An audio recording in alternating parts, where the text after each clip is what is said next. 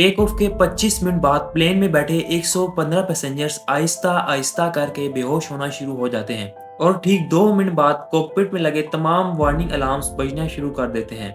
Rice TV की video में आप सबको खुशामदीद। 14 अगस्त 2005 सुबह 6:07 पर साइप्रस के शहर लार्निका से एक passenger aircraft Helios 522 take off करता है, जिसकी मंजिल ग्रीस का शहर एथेंस थी।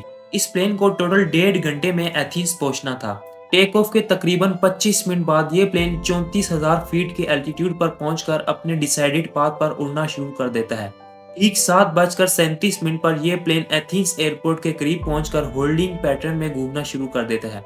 होल्डिंग पैटर्न एक सर्कुलर पाथ होता है जिसमें प्लेन को लैंडिंग की परमिशन का वेट करते हुए घूमते रहना होता है। जमीन पर मौजूद एयर ट्रैफिक कंट्रोल यानी एटीसी कई बार हीलियोस 522 से कांटेक्ट करने की कोशिश करते हैं, लेकिन हीलियोस 522 की तरफ से कोई रिस्पॉन्स नहीं मिलता और प्लेन मुसलसल बिना किसी कांटेक्ट के होल्डिंग पैटर्न में घूमता रहता है।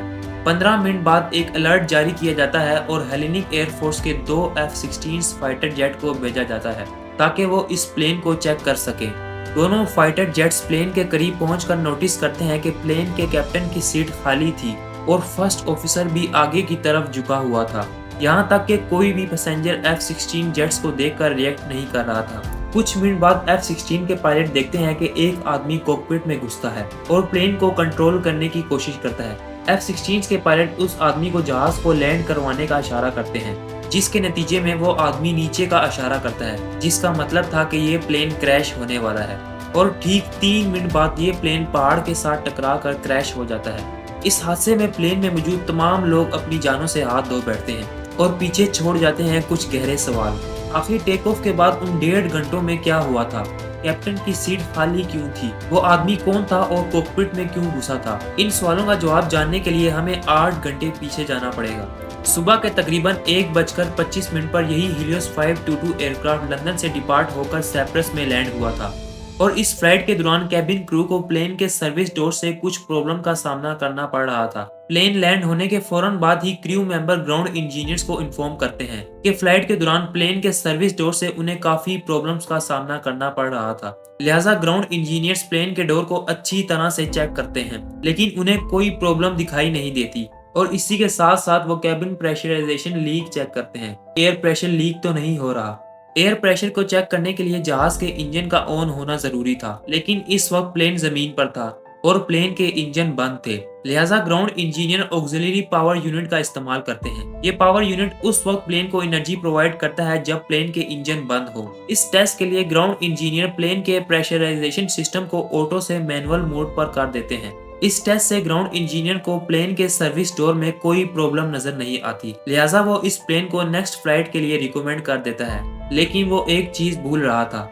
रूल के मुताबिक ग्राउंड इंजीनियर को प्रेशराइजेशन सिस्टम को मैनुअल मोड से हटाकर ऑटो मोड पर करना था, मगर बदकिस्मती से ग्राउंड इंजीनियर इसे इग्नोर कर देते हैं और यही थी इस प्लेन में की जाने वाली सबसे बड़ी गलती। लेकिन इस गलती को ठीक भी किया जा सकता था। सुबह के तकरीबन 6 बजे ये प्लेन टेक ऑफ के लिए बिल्कुल तैयार था। अगर किसी का इंतजार था तो सिर्फ एटीसी के ग्रीन सिग्नल का। इसी दौरान पायलट्स को प्लेन में मौजूद तमाम कंट्रोल्स का जायजा लेना होता है, जिसमें प्रेशराइजेशन सिस्टम सबसे पहले आता है, लेकिन पायलट्स इसे इग्नोर कर देते हैं। पायलट्स का मानना था कि हमेशा की तरह इस बार भी प्रेशराइजेशन सिस्टम ऑटो मोड पर ही होगा। ठीक 6:05 पर पायलट्स को एटीसी की तरफ से टेक ऑफ के लिए ग्रीन सिग्नल दे दिया जाता है और पूरे 6:07 पर प्लेन लार्निका इंटरनेशनल एयरपोर्ट को अलविदा कह देता है। टेक ऑफ के 5 मिनट बाद प्लेन 12,000 फीट के एल्टीट्यूड पर पहुंच जाता है और तभी प्लेन का take off configuration warning alarm बजना शुरू कर देता है। दोनों पायलट्स कंफ्यूज हो जाते हैं क्योंकि ये टेक ऑफ कॉन्फ़िगरेशन अलार्म तब बजता है जब प्लेन जमीन पर हो। लिहाजा पायलट्स एटीसी से कांटेक्ट करने की कोशिश करते हैं और उन्हें इस अलार्म के बारे में बताते हैं। प्लेन ऑटो पायलट पर होने की वजह से मुसलसल एल्टीट्यूड गेन करता चला जा रहा था। 14,000 फीट के एल्टीट्यूड पर पहुंचते ही लो एयर प्रेशर की वजह से पैसेंजर्स के ऑक्सीजन मास्क बाहर आ जाते हैं। ऑक्सीजन मास्क बाहर आने का सिग्नल कॉकपिट में पायलट्स को भी मिलता है, लेकिन उसी वक्त कॉकपिट में मौजूद तमाम अलार्म्स बजना शुरू हो जाते हैं, जिसकी वजह से पायलट्स का ध्यान ऑक्सीजन मास्क रिलीज होने के इंडिकेशन की तरफ नहीं जाता। ठीक 12 मिनट बाद ऑक्सीजन सिलेंडर खत्म होने की वजह से पैसेंजर आहिस्ता आहिस्ता करके अब बेहोश होना शुरू हो जाते हैं।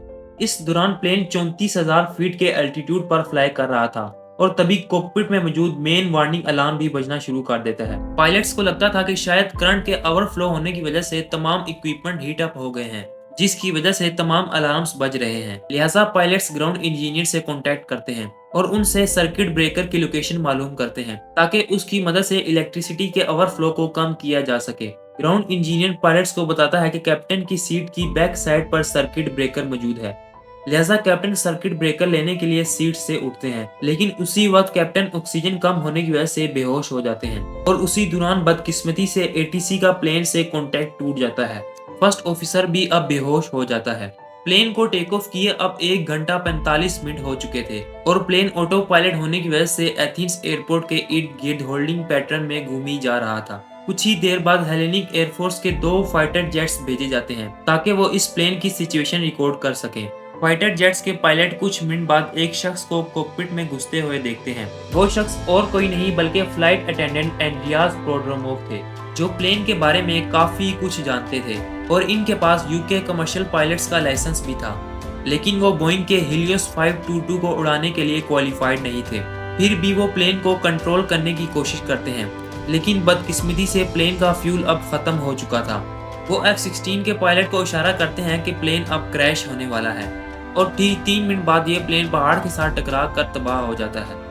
उम्मीद करता हूँ कि रईस टीवी की ये वीडियो आपको पसंद आई होगी। अगर वीडियो पसंद आई है तो वीडियो को लाइक और चैनल को सब्सक्राइब जरूर कर दीजिएगा। मिलते हैं रईस टीवी की नई आने वाली वीडियो में, तब तक के लिए अल्लाह हाफिज़।